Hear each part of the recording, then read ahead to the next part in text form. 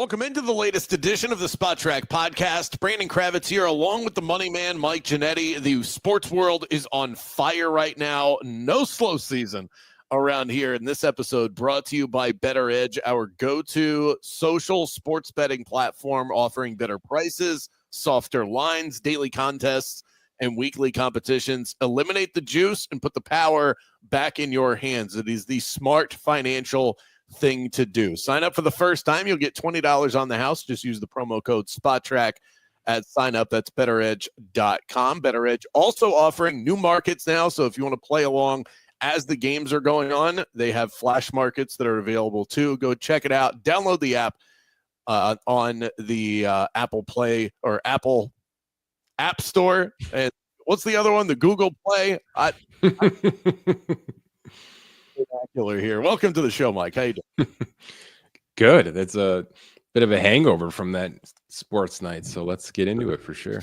Yeah, a lot of that going on. Mike, two classics in the NBA and the NHL playoffs last night. I know that these games are going late into the night, but you just can't fall asleep no matter what the score is these days. It's like no lead is safe in today's sports world. Weird to see the Knicks get one against them there because that's just not how they do things. But I guess this Halliburton stuff is for real, man. He is playing with some kind of chip on his shoulder, and he's not afraid to show it either. My goodness, what an experience that was. I didn't get the chance to see the hockey live, but the highlights looked like it was an absolute freight train of a turnaround in that third period. So it's I don't know if these are smaller markets for some people. If you're missing the NFL, you are missing out because this is real legitimate edge of your seat sports stuff in the middle of May. It's good stuff.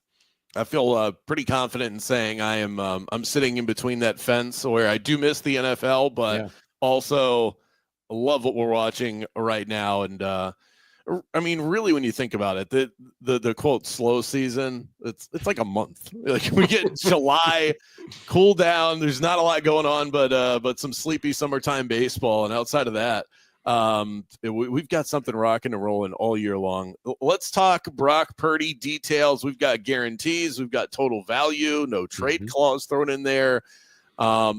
What stood out to you as you've been able to dig through this contract? I actually just launched a YouTube breakdown of this whole deal, so you can go and hear my full thoughts, and I kind of show you visually how the contract breaks down piece by piece here. But the summary takeaway is this. You can say it's an overpay, and we may end up looking back and saying it's an overpay, but the 49ers gave themselves ample opportunities to walk away from this thing. So kudos to them for getting this done now because they certainly didn't have to. And I don't think that's being said enough. How many teams would have early extended a 7th round quarterback? You know what I mean? No other position would get this. Not a single position would get this sniff. And that's evident of other 7th round pick contracts that we've seen, right? Including starting left tackles for the Philadelphia Eagles, who, oh, by the way, are the team that generally does do all the early spending. So kudos to them for putting this in front of him. And I think to a certain degree, with the $100 million fully guaranteed right now, that's a nice number for Purdy to secure. Is it enough? I don't know. I mean, he's one of those rare scenarios where you probably have to bake in the starting point along with this thing. My original prediction for what he could lock in at signing was 120. When we talk about the practicality, Brandon, that's pretty much where we are. This is a $115 million contract, and then it's not. Okay. And then everything else after this is going to be, let's just see how this goes. And more specifically, he's going to make $88 million over the next 2 seasons. That's guaranteed. That's going to happen, hard line. Then we've got an April 1st, 2027, really important decision.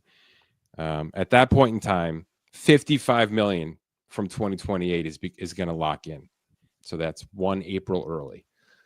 If they don't like where things are headed, they're going to walk away from him at that point in time. However, they're going to have to pay him $27 million cash to do it. So that's where we get from $88 million to $115. That's difficult, but if we think about the landscape, if we think about Russell Wilson and what probably still happens with Kirk Cousins in Atlanta, and who knows what happens with Trevor Lawrence next year, Brandon. I think that's probably the next bubbling name in terms of how the hell do we get out of this thing, right? So we're seeing this just become part of the process. So we know we're signing these contracts. We're going to give ourselves every chance possible to walk away from this. But in doing so, we're going to have to hand this player some cash. And it's going to be an increasingly growing, bigger amount of cash in terms of these buyouts. So it's not easy. It's not difficult. It's certainly not impossible. But there's a very clear path to this being 2 years, $115 million, and Brock Purdy's a free agent in March of 2027 with a whole boatload of cash in his hand. When you think about this just philosophically, do you like where we're at in the NFL, where it feels like if you have a quarterback that is even decent, that you have to pay him? In what other walk of life, and maybe there are other examples of this, perhaps the housing market, where you're not really over the moon with your situation, but you just feel like you have to pay it. And I don't know, I'm not speaking for the San Francisco 49ers, but the thought is Brock Purdy's been really good. He's not actually an elite quarterback. He's being paid like an elite quarterback. And it seems like every time one of these quarterback contracts comes up, we have the debate. The quarterback gets paid. We're then left with the same conversation of, is he overpaid after the fact? Where are you on the general philosophy of where we stand in the NFL right now? I'm actually really comfortable with it. And I think teams should be too. They're printing money, man. And this is the only position that matters to them when it comes to the grand scheme of things, right? Like if we think about a different sport right now, there's a lot of conversations, and we've had them here, about the Pirates and Paul Skeens. Okay. And should they trade him for a bounty of prospects that could actually make this team good in 4 years, something like that, versus having to stare down a situation where he doesn't take any of your contract offers and the Dodgers sign him for, $500, $600 million, whatever it's going to be. The way the Pirates look at it right now is every fifth home game for them, essentially, they're probably breaking records in terms of their revenue. And that's good enough for them. You know what I mean? And when we're talking about the quarterbacks and paying this kind of money, they've already made this return on Brock Purdy. Years and years and years to the degree, right? So to have to throw him a financial bone for 2 seasons, which is really all this is, even if it's $115 million, which seems astronomical, but in the grand scheme of things is not. When you bring in all the gambling money and the merchandising and all the stuff that they're actually making, this is the position where you just can say, fine, no big deal. And doesn't a 2-year line of demarcation sound a heck of a lot better than Kyler Murray or Deshaun Watson or Trevor Lawrence's 4 to 5 year line of demarcation in terms of control? Because what else matters?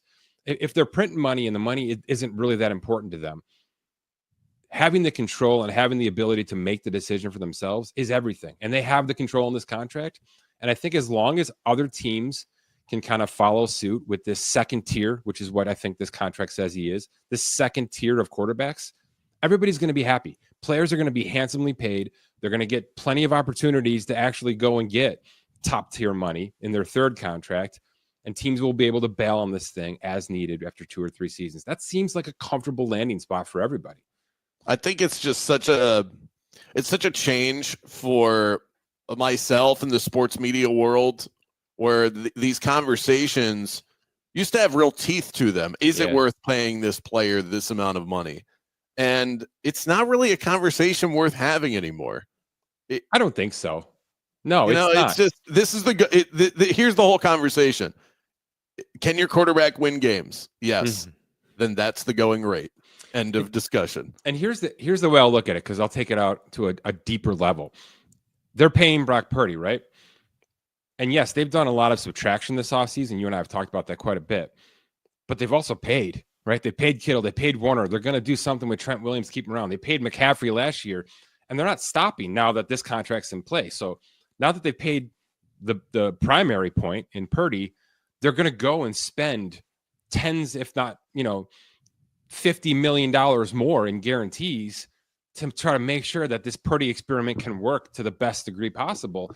So if and when they rip this thing up, it's not like they're going to be a terrible team, right? They're going to have to do a hell of a lot of subtraction to get back to ground zero, to start back over. So this is not just a one-off decision. They have made decisions with a half a dozen players, and that's the going rate. You're going to see that in Washington and Houston with CJ Stroud when his contract hits next year.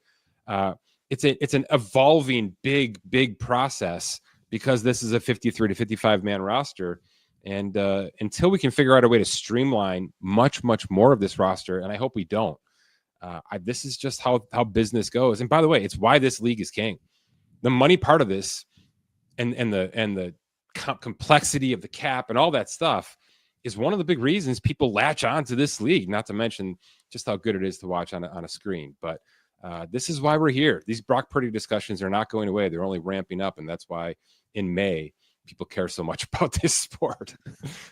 I like what you said about taking into account what little he's made to this point in his career. Yeah. And if you just did I did some really loose math on the fly here. If you took into account his rookie contract, which was a 4-year deal, where you made, what was it? It was $7 million bucks. Something like that. No, 3.7 million, 4-year deal, $3.7 million. That was his rookie contract. Mm-hmm. If you add this 5 years to it with the 265, you get to roughly $29 million a year for 9 years. Yeah. That's not bad. You'd sign up for that, right? Yeah, you'd sign up for that. Exactly. How many quarterbacks across the league get the no trade clause? Is this something that I don't think this is in everybody's contract? So this feels maybe not unique, but it's certainly not universal. It's not. It is becoming more popular, especially at this position where the control is just sort of unlimited. I'll give you the reason why Brock Purdy has it. Jimmy Garoppolo got one from San Francisco.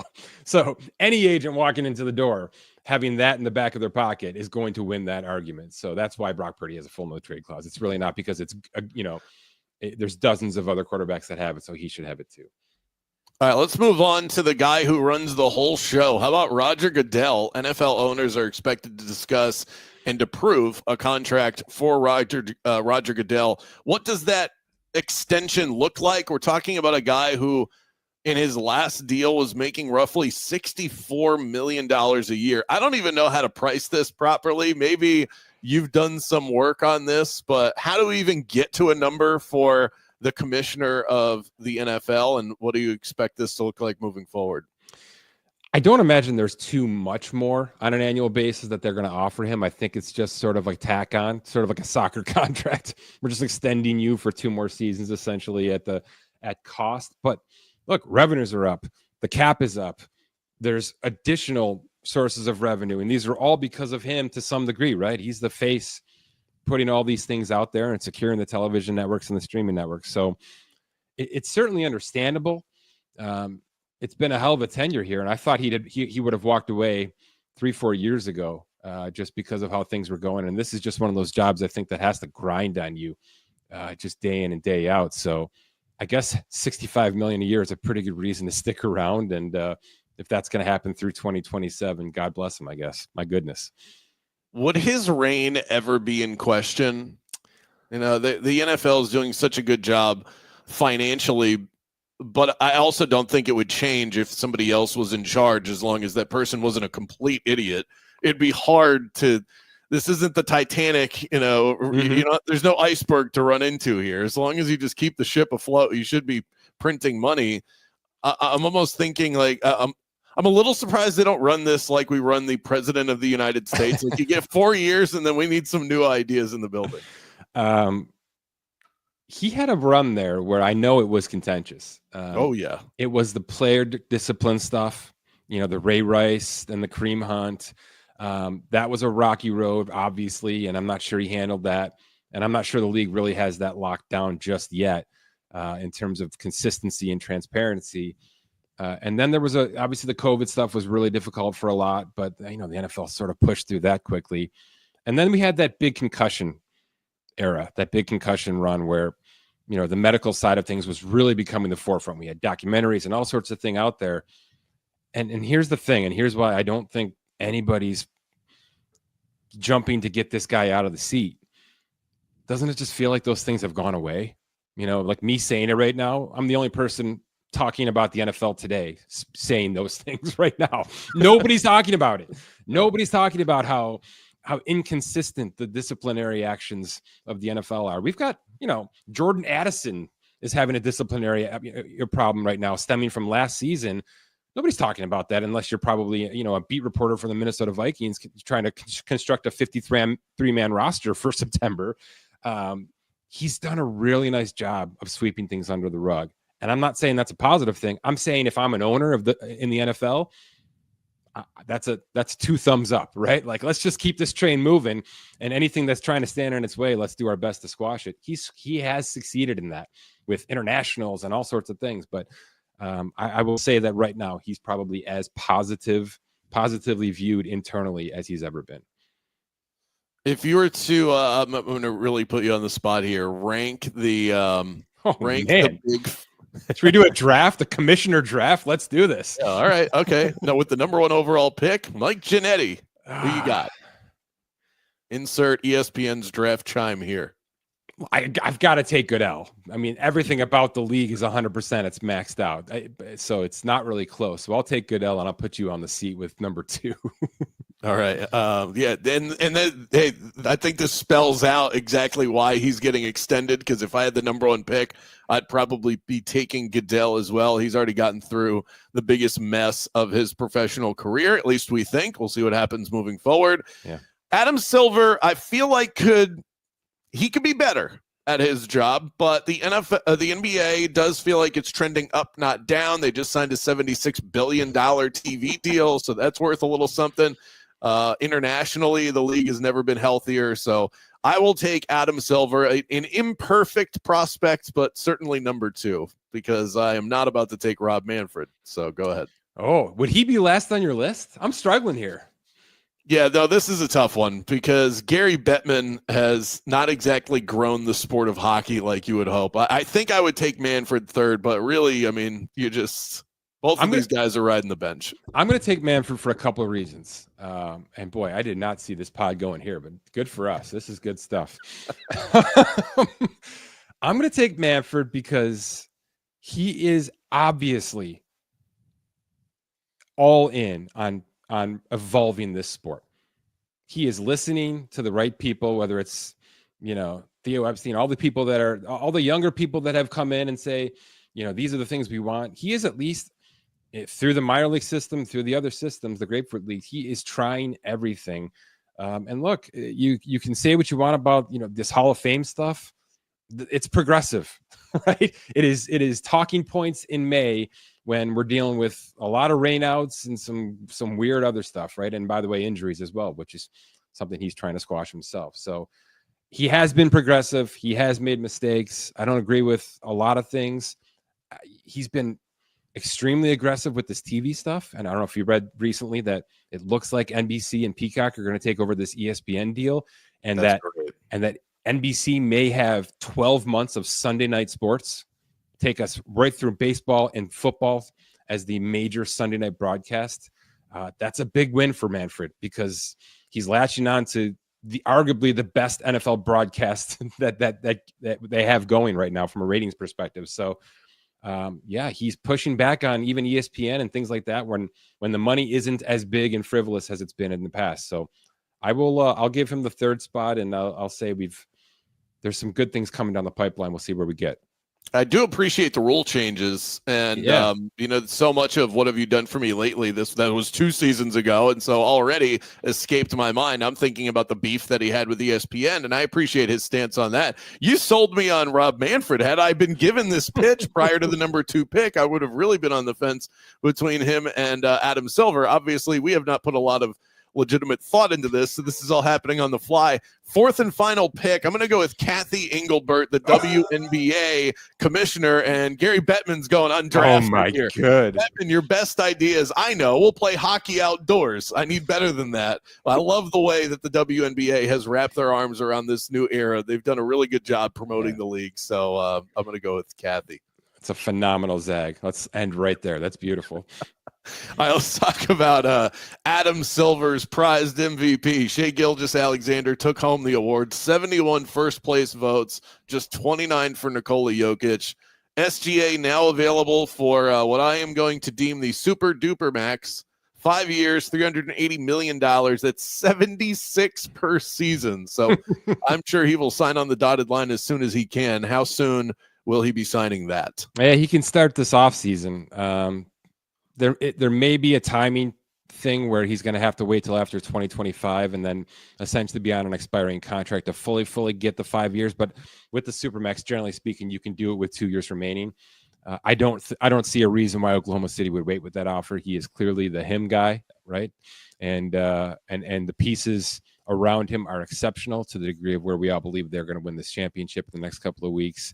And then it's just about how do they keep this band together, and how aggressive will Sam Presti be in retaining or flipping or revolving dooring or using some of these first round picks. But all things revolve around Shai-Gilgeous, and boy, if you're a Clippers fan, that's probably pretty hard to hear right now, because it's up there with one of those toughest trades in the history of the NBA. It's no question about it. Hindsight being a crystal clear 2020, that is probably the worst trade in NBA history, and Clippers fans are having to relive it right now because those graphics are everywhere online. Let me ask you one more mind bender here. Which side of this bet would you be on? Shai-Gilgeous-Alexander wins his second MVP, or Victor Wembanyama wins his third? What do you think happens first? Oh, I think it's Shai. I think Shai's got momentum now. Wembanyama is going to need some really big work from his front office to become a 4-4 front player and not just a great player on a bad team. He's going to need a lot of help. You know, Sam Presti's been a big part of this whole process, the GM for Oklahoma City, and he'll get his due as well here, I think, in the coming weeks. So, Wembanyama is going to be special.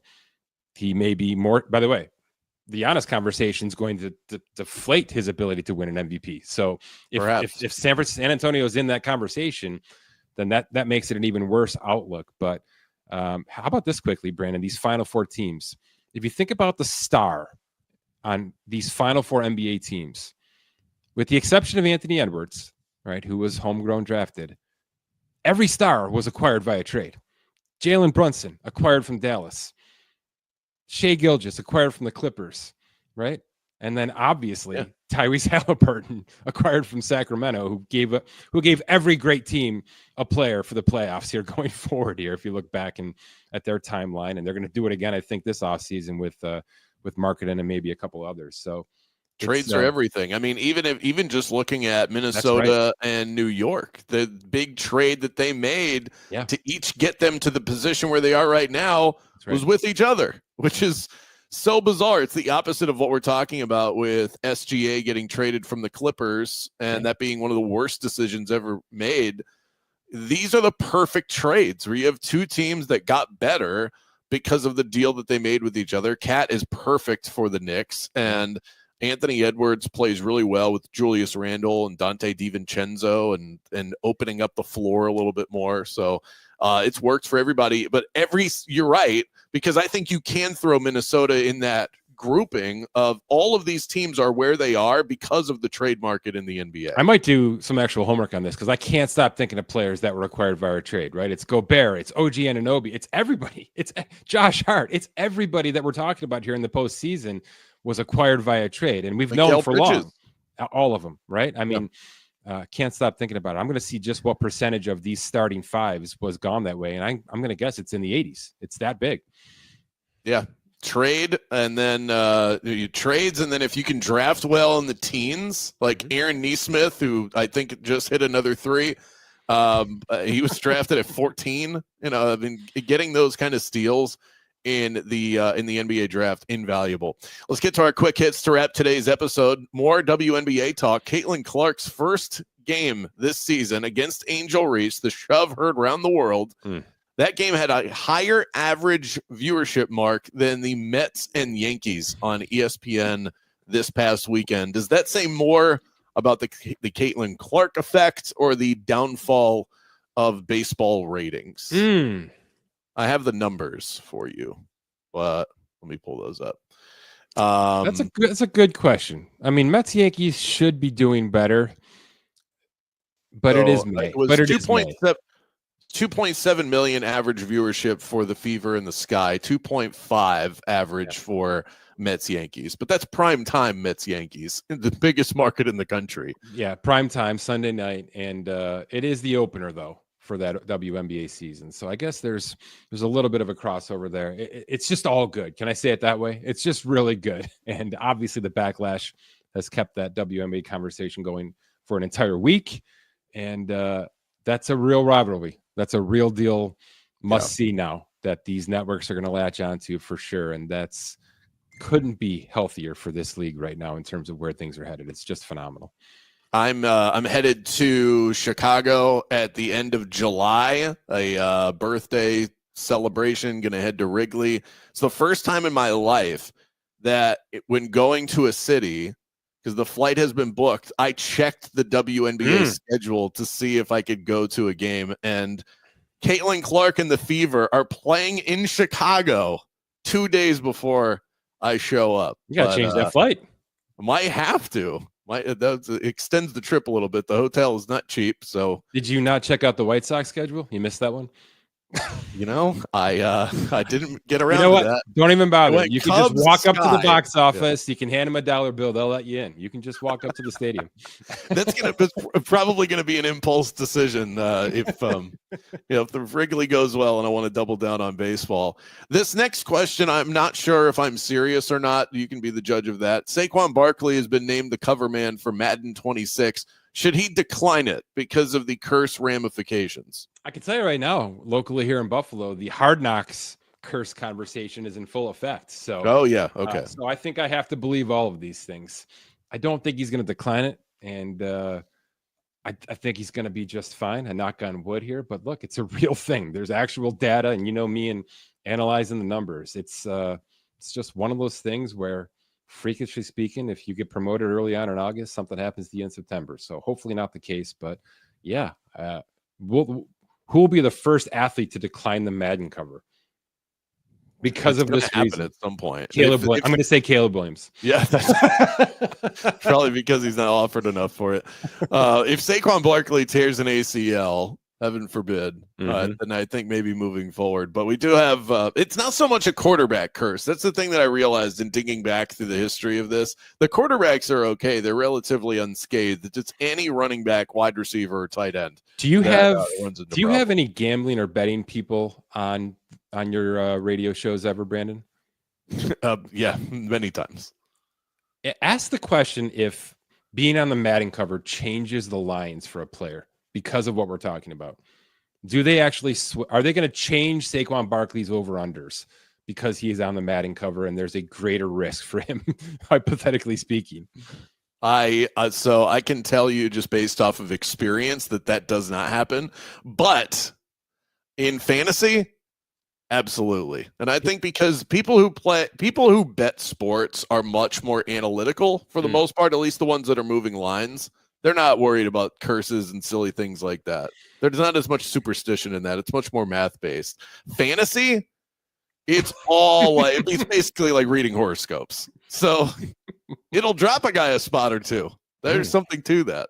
But I'll throw the question out there. It's at least worth about a minute and a half on Sports Talk Radio. Let's wrap with our Bettor Edge bet of the week. I think we split last week. I took a pair of dogs and in the NBA, and we went up 50-50. So we just continue to trade money back and forth. The big game tonight, game 2 of the Western Conference Finals. We could go that route.